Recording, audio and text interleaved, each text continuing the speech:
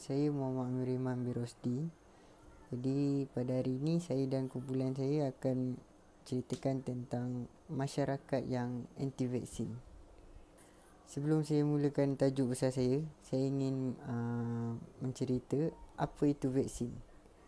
Jadi vaksin ini adalah vaksin mengandungi antigen yang diperolehi dari sebahagian atau keseluruhan struktur virus atau bakteria yang telah dimatikan atau dilemahkan. Senang cerita, vaksin ni dia mengandungi struktur virus atau bakteria yang baik lah. Jadi antigen dalam vaksin berfungsi untuk merangsang sistem daya lawan jangkitan dalam tubuh dan juga membentuk imuniti terhadap jangkitan penyakit khusus. Jadi pada hari ini kebanyakan vaksin adalah dalam bentuk kombinasi, iaitu beberapa jenis vaksin digabungkan dalam satu suntikan agar kanak-kanak ataupun orang yang mengambil vaksin ini mendapat perlindungan terhadap beberapa jenis penyakit. Jadi, apa pula maksud dengan anti-vaksin? Anti-vaksin ialah seseorang individu itu menentang pemberian vaksin secara peribadi atau berkelompok. Gerakan anti-vaksin ini sudah muncul sejak penciptaan vaksin, meskipun fakta-fakta ilmiah membuktikan bahawa vaksin itu adalah selamat dan efektif. Alasan-alasan lazim golongan anti-vaksin termasuk menuruti teori konspirasi ataupun kepercayaan agama.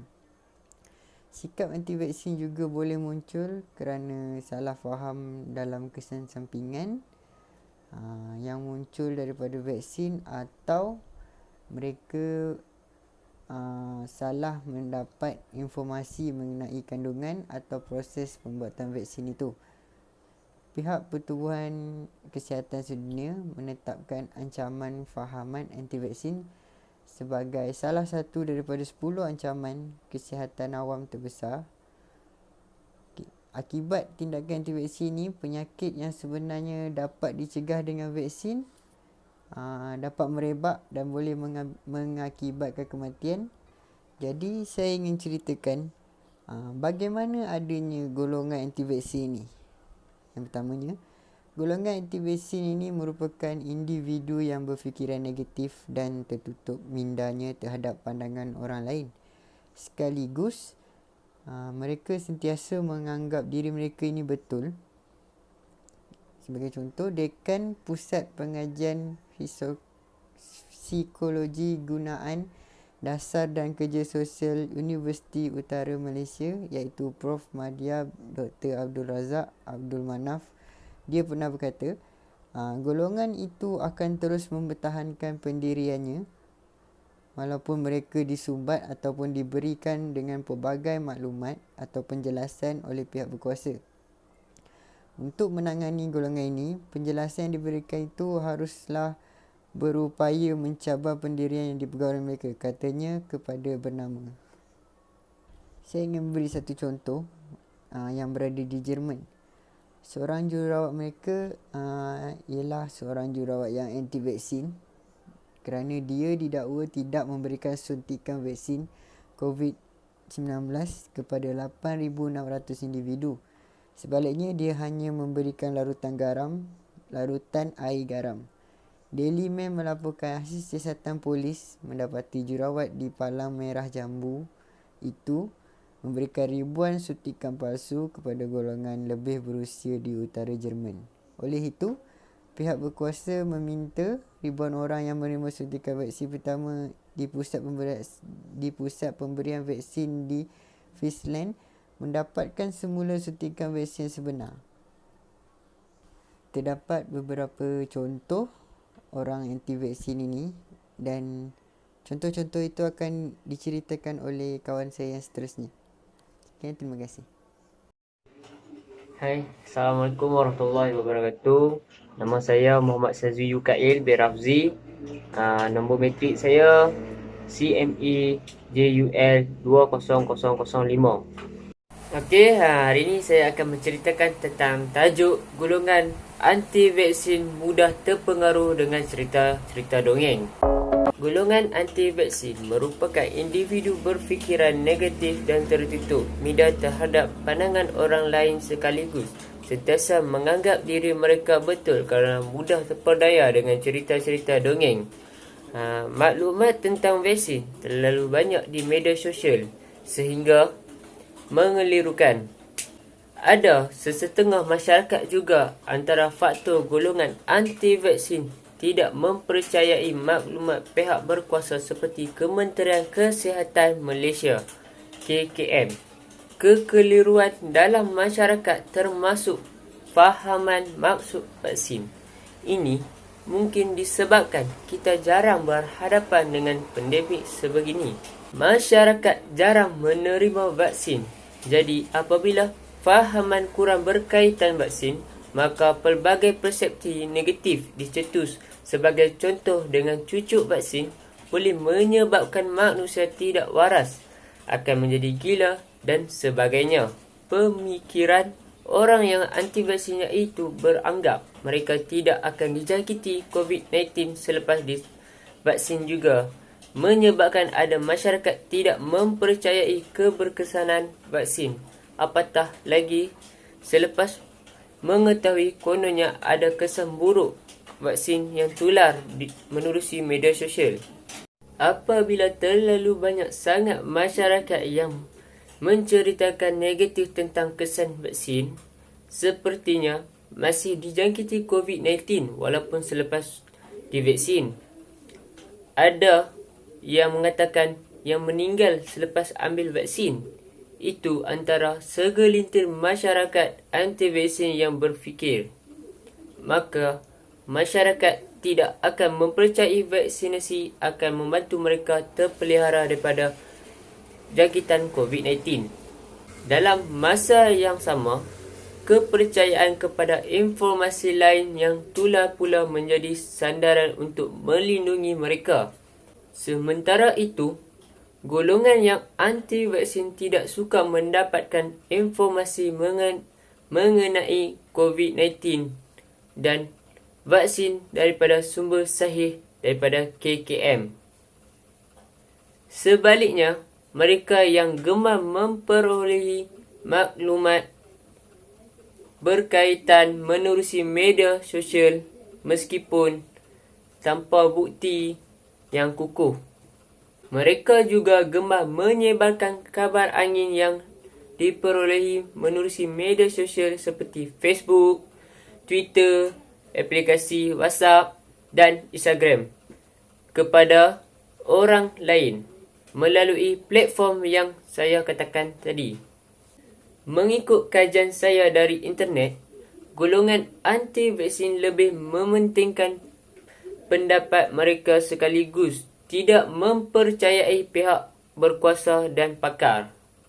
Mereka tidak akan sesekali percaya kepada golongan seperti saintis, kerajaan dan pakar perubatan serta kesihatan. Mereka juga mempercayai jika mereka memberi kepercayaan sepenuh terhadap doa mereka, Tuhan akan memakbulkan dan mereka akan dijauhi oleh wabak COVID-19 dan tidak akan dijangkiti COVID-19 lagi dan sentiasa selamat walaupun tidak mengambil vaksin. Kebanyakan golongan anti-vaksin ini terdiri daripada mereka yang beragaran berumur antara 25 hingga 44 tahun. Itu akan cuba menguatkan pendapat mereka dengan cara mempengaruhi masyarakat di sekeliling mereka. Dengan adanya media sosial dapat membantu masyarakat anti-vaksin mempengaruhi dan menularkan pandangan mereka dengan lebih laju untuk mendapatkan sokongan yang lebih ramai. Okey, setakat itu saja pembincangan saya hari ini tentang golongan anti-vaksin mudah terpengaruhi dengan cerita-cerita dongeng. Saya akan pas kepada rakan saya. Sekian, terima kasih. Assalamualaikum warahmatullahi wabarakatuh. Nama saya Muhammad Nur Idham Bahzan dari kelas CME 2B Nombor metrik kad saya ialah CMEJUA20020. Saya ingin menerangkan tentang isu-isu COVID-19 pada ketika ini. Pada saat ini, ramai orang tidak menganggap bahawa penyakit coronavirus ini penyakit yang serius dan amat berbahaya. Seterusnya, segelintir masyarakat selalu menganggap tentang coronavirus ini penyakit yang tidak serius, dan sampai saat ini tidak semua orang yang menganggap serius. Malahan virus ini amat berbahaya dan boleh merenggut nyawa. Masih banyak orang percaya bahawa COVID-19 yang disebabkan oleh coronavirus hanya sebatas penyakit flu biasa. Bahkan ketika pemerintahan telah memberi arahan untuk menjaga jarak supaya tidak dijangkiti virus corona. Coronavirus adalah yang paling berbahaya bagi orang dewasa dengan usia yang lebih atau mereka yang mempunyai keadaan kesihatan yang serius. Contohnya menghadapi masalah dari segi kesihatan setiap individu. Pada ketika cabaran seperti ini, terdapat beberapa perkara yang boleh anda lakukan untuk cuba bercakap dengan keluarga atau rakan-rakan yang masih memandang rendah terhadap pandemik COVID-19 ini. Melihat dari segi laman sosial untuk mendapat kabar berita apa yang berlaku pada saat ini. Contohnya sekarang kita ditimpa oleh wabak COVID-19 yang amat berbahaya ini. Justru apa yang saya lihat dari segi negara dan masyarakat yang tidak menganggap wabak coronavirus sebagai penyakit yang serius ini dapat mengancam sebuah negara dan sebagainya. Contohnya COVID-19 ini dapat mengancam seseorang dari segi nyawa. Situasi COVID-19 di negara Malaysia meruncing dari hari ke hari. Beberapa masalah dan kekangan telah mengheret kita ke tahap yang semakin serius ini. Satu-satunya harapan kita untuk kembali kepada tahap wabak yang terkawal adalah melalui program vaksin yang cekap diurus yang akan mempercepatkan kadar pelaksanaannya. Di samping itu, masyarakat melihat vaksin itu hanya palsu dan membawa malang. Tapi tidak sememangnya kita perlu vaksin agar berjaga-jaga dari virus seperti corona. Keraguan dan vaksin penolakan adalah masalah utama yang ada di Malaysia dengan dianggap sebagai fenomena global. Golongan anti-vaksin ketika itu sangat lantang dan aktif menyebarkan berita palsu tentang vaksin. Pada ketika ini, ramai orang menyebarkan berita palsu iaitu vaksin itu membawa malang. Tapi dengan sedemikian tidak. Padahal di negara barat yang menghadapi kemuncak jumlah kes lebih awal dari kita dan memulakan program pemberian vaksin berskala besar dengan cepat telah berjaya menurunkan jumlah kes dengan sangat pantas.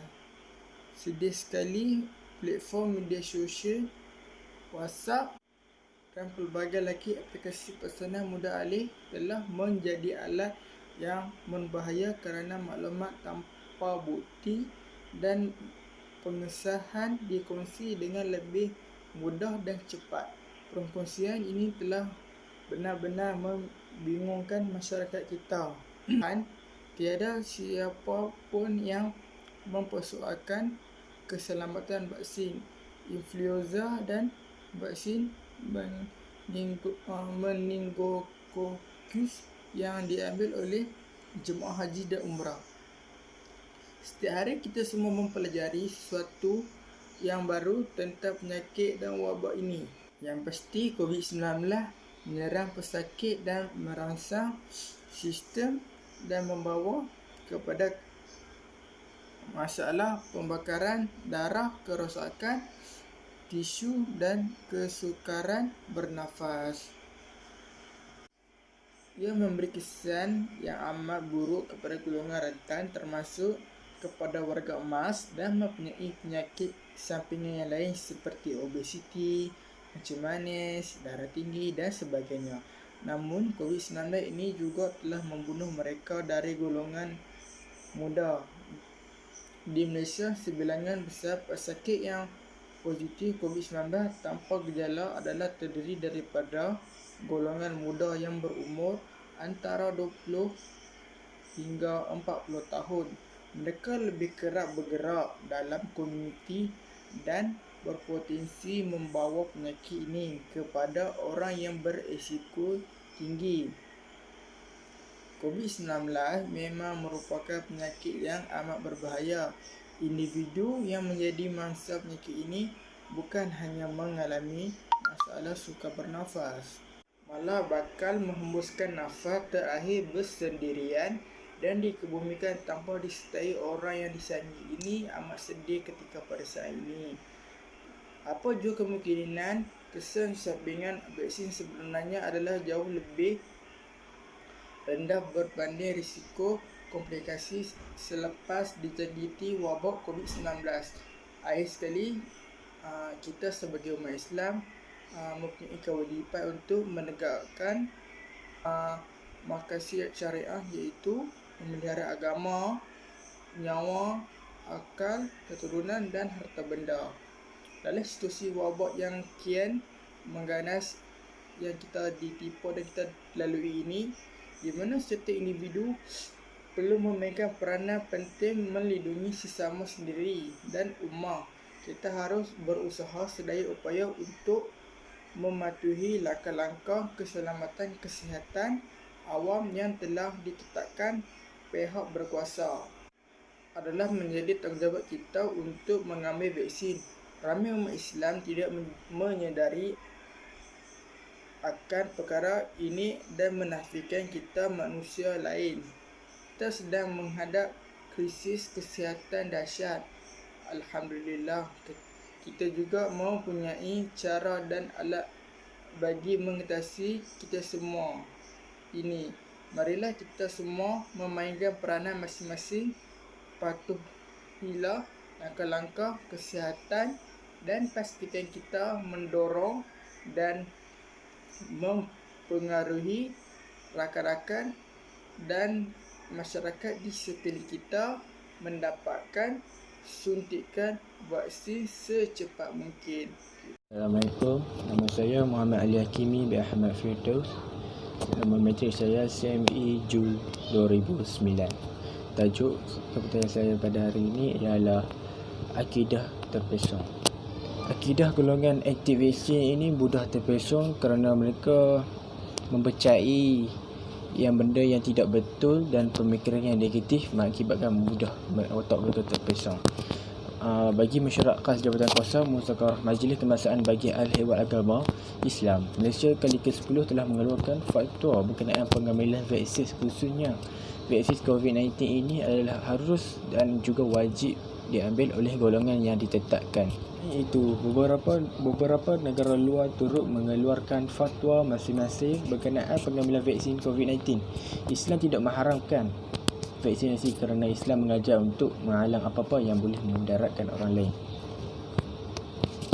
Mengikut al-maqasid al-syariah adalah tanggungjawab kita memelihara agama, akhlak, memelihara hidup, kesihatan, memelihara keturunan, akal serta kekayaan. Vaksinasi ini juga memenuhi objektif syariah kerana orang Islam yang diberi vaksin akan berada dalam posisi yang lebih baik untuk meneguhkan dan mempraktikkan semua faraid seperti ibadah wajib. Dalam kalangan masyarakat mempersoalkan dan membesarkan isu vaksin ini kerana kandungan yang diraukai mengandungi bahan-bahan yang tidak halal seperti janin dan daging khinzir. fatwa antarabangsa mengambil pendekatan istilah iaitu bahan terlarang boleh diguna sebagai ubat-ubatan dalam Islam. Ya, umat Islam, kita harus yakin dan percaya Allah adalah penyembuh segala penyakit, tetapi Allah meminta kita berusaha untuk mengobati penyakit. Dengan pengambilan vaksin, ia dapat mengurangkan kadar kematian di peringkat global. Maka ibu bapa yang memilih untuk memberi vaksin kepada anak-anak memenuhi keperluan keturunan mereka. Hidup dengan ketenangan hati mengatui masyarakat telah dilalui dengan menjimatkan kerana mencegah penyakit adalah lebih baik daripada merawatnya.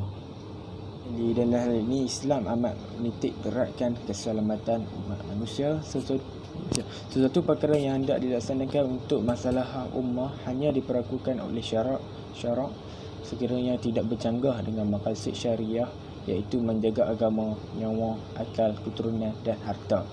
Menurut fuqaha, sebarang penyakit perlu dihindari, dirawat dan diubati. Dalam hal ini, pencegahan daripada sebarang bentuk ganjala yang boleh menjelaskan kesihatan dan nyawa adalah menjadi pegangan dan keutamaan ajaran Islam. Sekian, terima kasih.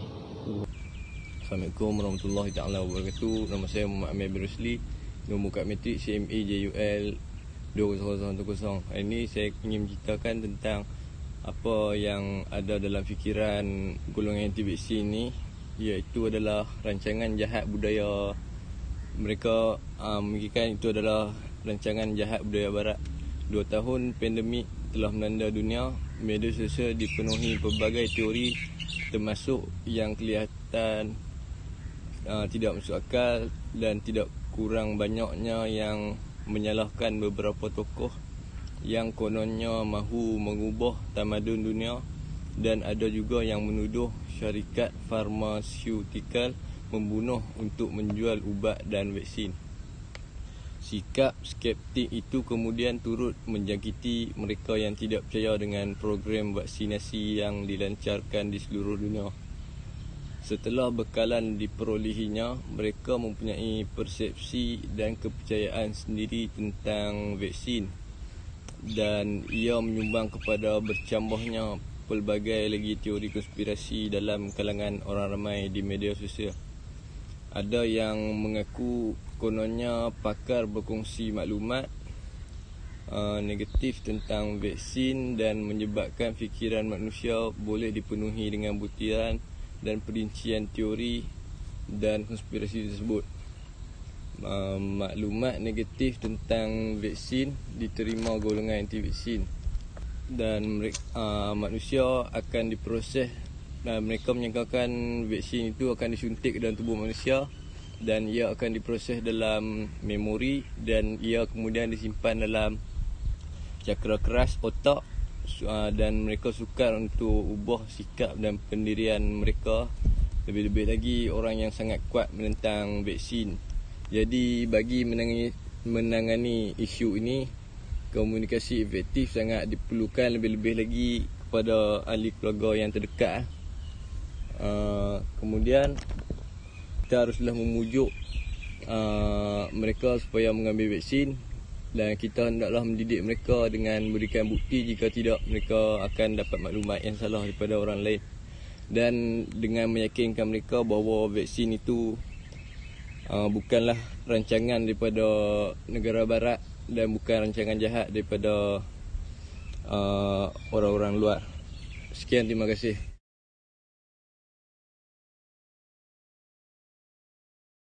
Assalamualaikum, nama saya Muhammad Syam Amirul bin Muhammad Firdaus, CME Jun 2004. Okey, di sini saya ingin meneruskan perbincangan kawan-kawan saya dengan menerangkan tentang cara mengatasi golongan anti vaksin.